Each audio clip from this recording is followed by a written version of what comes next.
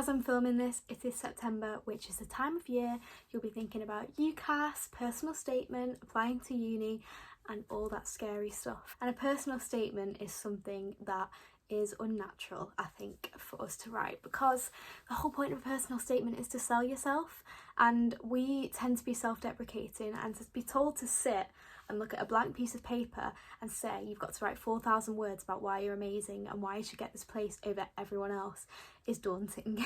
This video is more about the prep before you sit down to properly write a personal statement, the before, how to get out of that slump of staring at the screen and thinking, oh my god, I don't know what to do. Before you sit down and plan on writing paragraphs with fully formed sentences, correct grammar, correct spelling, allow yourself to get a bit messy.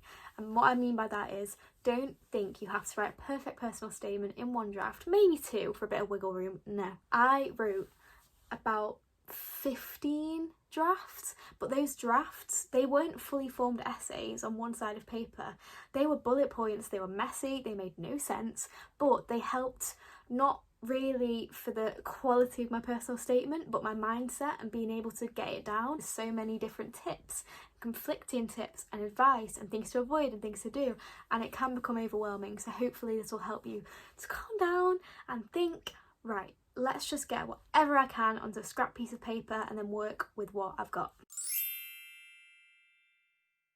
There are so many ways to do this, whether you prefer a notepad and pen, the notes on your phone, whether you want to go on Microsoft Word, make a picture, whatever you want, just to break out of that scared space and actually put pen to paper or finger to keyboard. Just start. It can be awful, it can be rubbish, it can be embarrassing, it can just be a list of words, but as long as you start, then from there you can slowly build up baby steps, because you cannot jump into something as big as that without feeling scared. Remember that you cannot write a perfect personal statement. There's no such thing. Two personal statements could be completely different for midwifery, different points, different work experience, and they can both get offers. So if you hear conflicting advice, don't panic, because there's always wiggle room. You're never going to find the perfect one. They're not looking for a midwife already, they're looking for someone that has the potential to become a midwife with learning from their mistakes, making mistakes.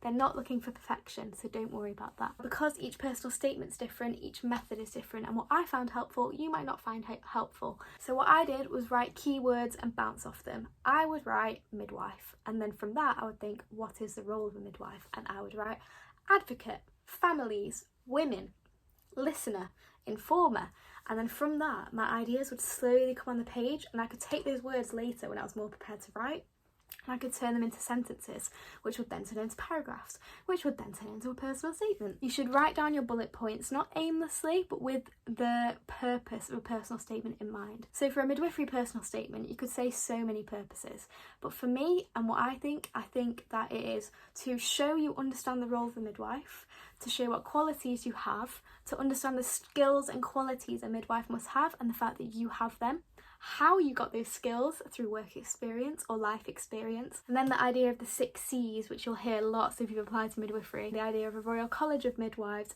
the NICE guidelines, the British Journal of Midwifery, all the different sources, and the fact that midwifery is constantly evolving and changing and that you will enter a learning environment. To say you need to understand the role of the midwife might sound a little bit patronising, but all it means is that you truly understand what you're signing up for, because midwifery is by no means an easy course. It is intense, and they want you to know that. You don't need to write, midwifery is really hard and scary. You just need to weave in, say, you are hardworking and you're willing to work long shifts with unsociable hours. That you understand you will not just be catching babies as a midwife. You won't spend a 12-hour shift just in a delivery room. You could be on triage, making phone calls in a GP office, in community, doing home visits, doing classes. Midwifery is a diverse job with lots of different roles. You are not just there for the labour and delivery stage.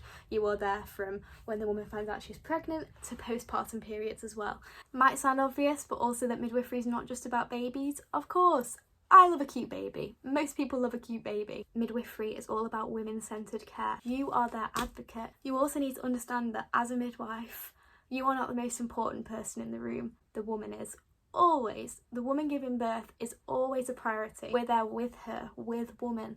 We aren't there to make decisions for her, and we are catering to her wishes when applicable. Make sure that when you're scribbling down ideas, you make sure to include lots about how, as a midwife, you are prepared to advocate for women, to listen to them, to give them all the information they need, and to be there with empathy and non-judgment. So when I was scribbling down and it came to, okay, what experience do I have that I can link transferable skills to midwifery, I went blank, because I thought work experience for midwifery had to be as close to a labour ward as possible. So I was really disheartened when I couldn't find maternity work experience. I had a lecturer at Sheffield Hallam University tell me this, and it stuck with me ever since, that even if you are 16 while you're watching this and you're trying to get some work experience because you want to apply for midwifery at uni, even if you are a glass collector at a pub, what can we get out of that as work experience? You're working with the general public, you're encountering people, you're communicating, you're forming relationships, earning trust, maybe not in an extreme sense, but if you're having a conversation with a customer, you can communicate, you can be friendly, you can put them at ease, you can communicate efficiently with a team as well as customers, you are resilient if you're working long shifts. So it doesn't have to be strictly maternity. As long as you can find transferable skills, that word you'll hear a lot, because they really do hone in on transferable skills. So as long as you've got transferable skills like empathy, communication, teamwork, resilience, you will be sound, I promise. You scribble down your work experience, and then you have to tie those transferable skills to midwifery. You have the 6 C's, which you'll be sick of by the end of your application process, because when you are researching personal statement prep, interview prep, everyone will say 6 C's, 6 C's, 16 more minutes to get it right. They are care, compassion, competence, communication, courage, and commitment. You don't have to write on your personal statement, I am caring, I am compassionate, I am competent, but you can weave it in throughout the whole thing. Constantly refer back to the 6 C's as key to the role of the midwife. Another sick piece of advice I heard is to look at recent midwifery. As I was applying, it was the changes in learning proficiency for midwives. So 2020 was the year of the midwife and nurse. It was a really exciting time to write my personal statement because there was so much changing, there was so much change. Look at recent articles, look at journals, British Journal of Midwifery, the Practicing Midwife Journal, the Royal College of Midwives website. All of those websites and sources will have recent, up-to-date, interesting, exciting articles and information about midwifery. Not only does that show a deep understanding of what midwifery is like, you've also shown excitement, the fact that you're willing to go out there and read and learn as much as you can about midwifery. So to sum all of that up, I would say when you're starting to write your personal statement, don't be afraid to get messy. Don't think this is too silly to write down.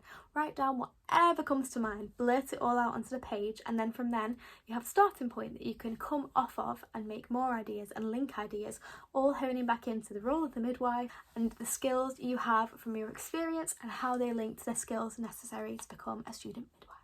I hope if you're watching this writing your personal statement you're not too stressed, because it can be stressful. So I'd say my number one piece of advice, just write. Just write on a scrap piece of paper, on the notes on your phone, and then I promise the ideas will start flowing and you'll have too much to say by the end of it, which is amazing because it just shows that you're going to be an epic midwife.